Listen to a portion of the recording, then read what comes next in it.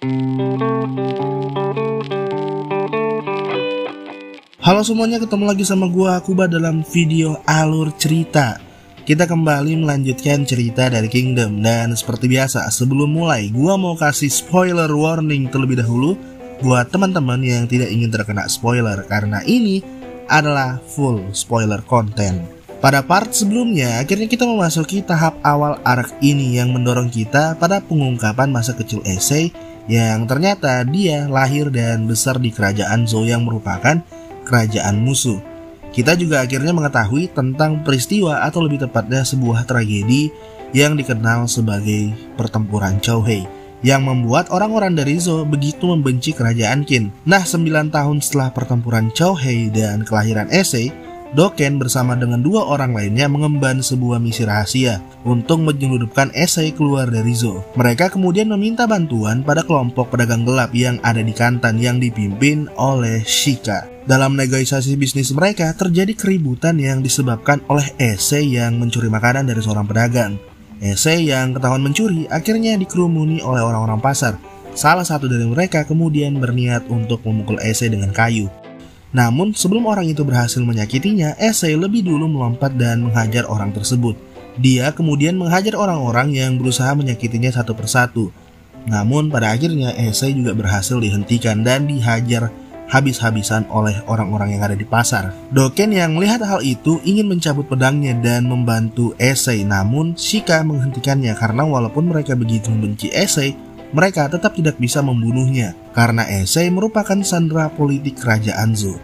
Sesuai dengan perkataan Shika, akhirnya orang-orang tersebut memutuskan untuk berhenti menghajar Issei demi keselamatan nyawanya. Namun sebagai gantinya, mereka berniat untuk memotong tangan Issei. Melihat hal ini, Shika akhirnya menghentikan niat mengerikan orang-orang tersebut yang membuat Issei berhasil selamat dan kabur dari kepungan warga. Sebelum pergi dari sana, Issei berbalik dan menatap Shika dengan sebuah tatapan yang agak aneh dan sebenarnya rada creepy. Nah, setelah kejadian tersebut, akhirnya Amon mengumpulkan informasi tentang kondisi Issei saat ini. Jadi sejak kepergian ayahnya 7 tahun yang lalu, kerajaan Qin itu berhenti mengirimkan uang atau tunjangan kepada Issei. Sementara ibunya yang merupakan orang Zou juga dibenci karena melahirkan pewaris kerajaan Qin yang membuat dia juga sulit untuk mendapatkan pekerjaan yang layak dan berakhir sebagai seorang wanita seneng-seneng gitu. Nah, Kosho itu mengatakan kalau misi ini tuh resikonya terlalu besar untuk mereka ambil. Ini hanya masalah waktu saja untuk Raja Zou tuh tahu kalau sang dewa perang telah meninggal. Dan hal pertama yang akan dia lakukan saat mengetahui hal tersebut adalah membunuh Issei yang merupakan calon putra mahkota selanjutnya. Kalaupun mereka membantu operasi rahasia ini dan berangkat sebelum Raja Zou tahu tentang kematian dewa perang, resikonya itu masih terlalu besar karena setelah mengetahui Issei hilang di Kantan, kerajaan Zou akan menutup seluruh pintu gerbang dan mereka yang terlibat akan dicap sebagai pengkhianat kerajaan dan akan disiksa sebelum akhirnya mereka dijatuhi hukuman mati. Jadi emang besar banget resikonya. Makanya Kosho dan Amon akhirnya memberitahu Doken kalau mereka itu nggak bisa menerima misi yang Doken berikan. Dan mengatakan sama Doken kalau mereka tuh nggak perlu khawatir karena kelompok Shika tuh nggak bakal membocorkan rahasia mereka ini kepada siapapun. Karena pedagang gelap itu terkenal dengan mulut rapat mereka.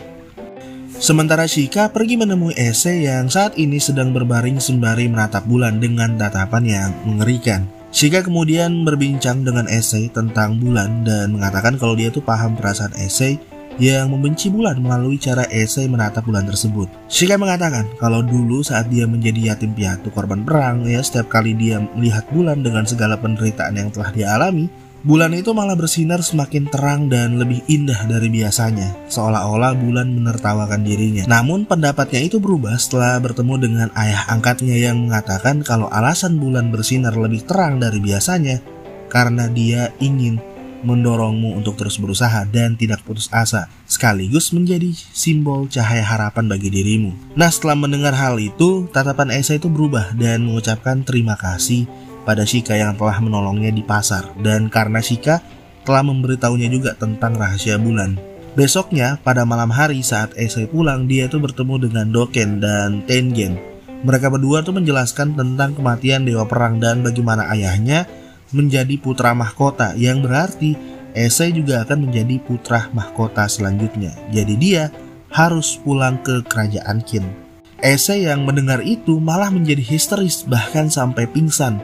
Doken, Tenjian, dan Tengen akhirnya membopong Issei ke kereta kuda. Sementara Kosho, Amon, dan Shika melihat dari kejauhan bagaimana Doken dan kelompoknya memulai operasi rahasia mereka. Melihat hal itu, Kosho itu mengatakan kalau Doken dan yang lainnya tuh jelas nggak bakal berhasil. Bahkan untuk keluar dari Kantan saja itu mustahil untuk mereka. Namun di titik ini Shika itu mengingatkan Kosho dan Amon tentang bagaimana mereka bertiga dulu diselamatkan oleh Seikei yang merupakan ayah angkat mereka. Uluran tangan dari Seikei menyelamatkan mereka bertiga dari jurang kematian karena kelaparan di padang gurun saat mereka masih kecil. Dan saat ini ada seorang anak kecil yang akan mati jika mereka bertiga ini enggan untuk mengulurkan tangan mereka. Akhirnya Kosho, Amon, dan Shika memutuskan untuk membantu Doken dan yang lainnya untuk menyeludupkan Issei agar dia bisa keluar dari kerajaan Zou. Nah, Shika itu sudah mengatur rute teraman bagi mereka agar tidak terlihat mencurigakan selama perjalanan mereka. Namun, dalam rute ini mereka tuh harus melewati 5 pos penjagaan. Saat mereka sampai pada pos penjagaan pertama di Kai'an, Shika itu menunjukkan pengaruhnya dalam pasar gelap, di mana kereta mereka bisa melewati pos penjagaan tersebut tanpa pemeriksaan sedikit pun, yang membuat Doken akhirnya mengerti alasan Ryofui begitu merekomendasikan kelompok Shika dalam membantu misi penyeludupan mereka. Di pos penjagaan kedua di Seikaku, Shika itu agak kerepotan dengan kepala penjaga yang ada di sana, di mana si kepala penjaga ini nih memaksa Shika untuk beristirahat dan menemaninya minum teh, yang tentu saja kita tahu gitu kemana arah tujuan pemikiran si brengsek ini gitu, ya kan? Nah, di tengah diskusi Shika dan kepala penjaga, salah satu pasukan Zou yang berjaga di sana dengan sengaja menembak kantung beras yang menjadi tempat persembunyian Issei, yang membuat Shika begitu marah dengan penjaga tersebut. Karena tidak ingin terjadi masalah dan juga takut menjadi sasaran kemarahan Shika, akhirnya kepala penjaga langsung menyuruh Shika melewati pos penjagaan Seikaku. Oi!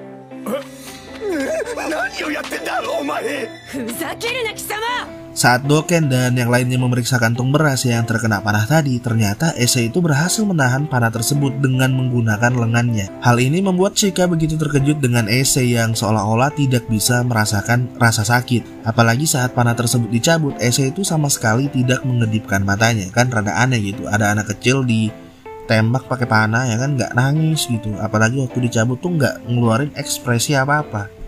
Aneh banget itu. Selama perjalanan, Shika memikirkan kondisi Issei tersebut, di mana memang ada kasus anak-anak yang menutup atau kehilangan emosinya karena mengalami pengalaman traumatis yang sebenarnya juga pernah dirasakan oleh Shika dan Amon dan juga Kosho dulu waktu mereka masih kecil. Namun, sesuatu seperti tidak merespon saat terkena busur panah bukanlah tentang masalah mental atau emosi biasa doang. Namun ada sesuatu yang jauh lebih mengerikan lagi tentang Issei. Nah, singkat cerita, setelah 4 hari perjalanan dari ibu kota Kantan, akhirnya mereka tuh sampai pada pos penjagaan terakhir. Semuanya tuh baik-baik aja sampai kepala penjaga yang ada di sana notice tentang 3 orang lainnya yang nggak pernah dia lihat di kelompoknya Shika. Namun Shika berhasil mengelabui penjaga tersebut dengan mengatakan kalau mereka bertiga ini adalah rekrutan baru yang dia ambil selama perjalanannya. Sesaat setelah mereka melewati pos terakhir, para penjaga mendapatkan signal untuk menutup gerbang. Jelas hal ini karena kerajaan Zou menyadari ketidakhadiran Issei di Kantan. Ini hanya masalah waktu aja sampai Zou mengirim pasukan berkuda untuk mengejar mereka. Menyadari hal ini, Shika dan yang lainnya berusaha secepat mungkin untuk terus bergerak menuju perbatasan. Sementara itu, Issei yang selama ini mengalami mimpi buruk jadi makin parah dengan dia yang melihat mimpi buruk itu dalam keadaan sadar. Halusinasi dari mimpi buruknya ini mengambil bentuk tubuhnya sendiri dan mempengaruhinya untuk melompat dari kereta kuda. Shika kemudian mengejar Issei sementara yang lainnya menunggu dalam keadaan cemas. Saat Shika berhasil menyusul Issei, Issei itu menusuk lengan kirinya menggunakan sebuah ranting kayu dan mengakui kalau dirinya memang tidak bisa merasakan apapun, baik itu rasa sakit, rasa dingin, panas, bahkan bau. Issei melanjutkan dan menjelaskan kengerian yang selama ini dia alami selama tinggal di Kantan, yang terpaksa harus dia tanggung. Shika berusaha menenangkan Issei, namun masa lalunya tuh terus menghantuinya. Issei mengatakan kalau dia tidak bisa lepas dari hantu-hantu itu, namun Shika kemudian menggenggam Issei dan mengatakan kalau semua hantu-hantu itu tidaklah nyata. Shika kemudian memeluk Issei dan membuat Issei merasakan suatu perasaan yang tidak pernah dia rasakan sebelumnya, yaitu kasih sayang. Issei pingsan dan Shika membawanya kembali ke kereta kuda, kemudian melanjutkan pelarian mereka.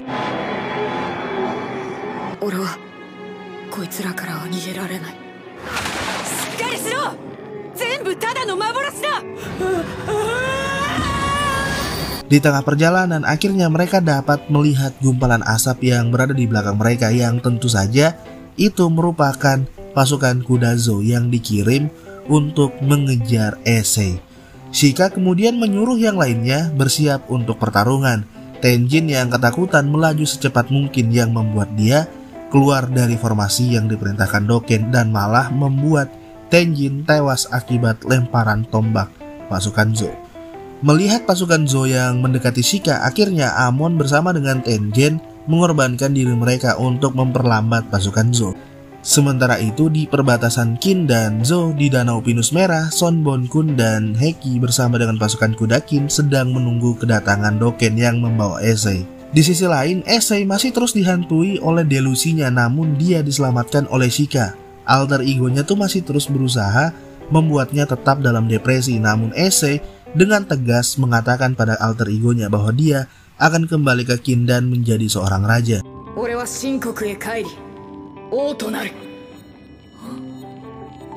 Issei akhirnya terbangun dan mendapati dirinya dalam pertarungan dengan pasukan Zou.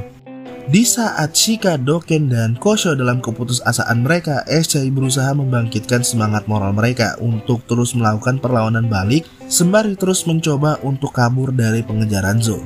Hal ini membuat Doken menguatkan tekadnya untuk melakukan serangan-serangan terakhirnya, sampai pada akhirnya dia juga harus gugur karena terkena hujanan panah dari pasukan Zou. Menjelang beberapa saat, mereka kemudian melihat sebuah gumpalan asap dari arah depan mereka, yang tentu saja itu adalah pasukan kuda Qin yang dipimpin oleh Son Bon-kun. Melihat hal itu, Kosho akhirnya memutuskan untuk mengorbankan dirinya juga untuk memberikan waktu lebih agar Shika dan Issei bisa sempat bertemu dengan pasukan Qin. Zou yang melihat tinggal satu orang lagi kemudian melanjutkan tembakan mereka. Shika membalas tembakan mereka dan mengenai beberapa pasukan Zou. Tembak-menembak ini terus berlanjut sampai Shika akhirnya menerima sebuah panah yang mengarah tepat ke jantungnya.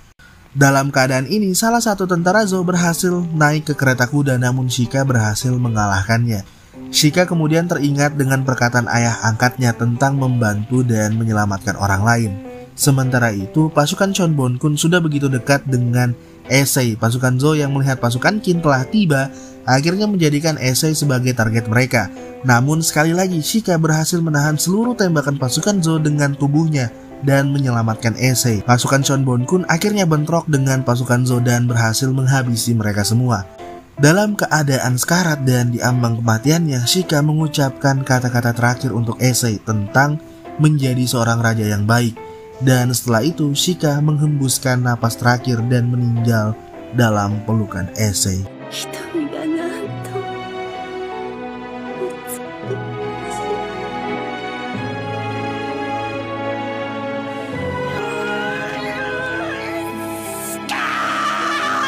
Melihat hal itu, Son Bon-kun dan Heki serta seluruh pasukan Qin yang ada di sana menunduk dan memberikan penghormatan terbesar mereka kepada Shika yang merupakan seorang pedagang gelap.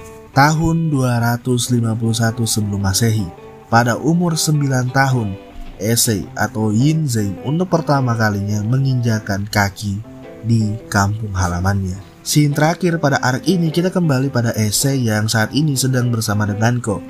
Issei mengatakan kalau dia mulai merasakan semua indera perasaannya, baik itu rasa sakit, rasa panas, rasa dingin, dan juga bau, itu kembali saat dirinya tuh melewati perbatasan dan memasuki wilayah kerajaan Qin. Issei juga mengatakan kalau dirinya tuh sebenarnya nggak pernah ingin menceritakan kisah Shika kepada siapapun, namun Ko yang telah mendengar kisah tersebut tak bisa membendung air matanya.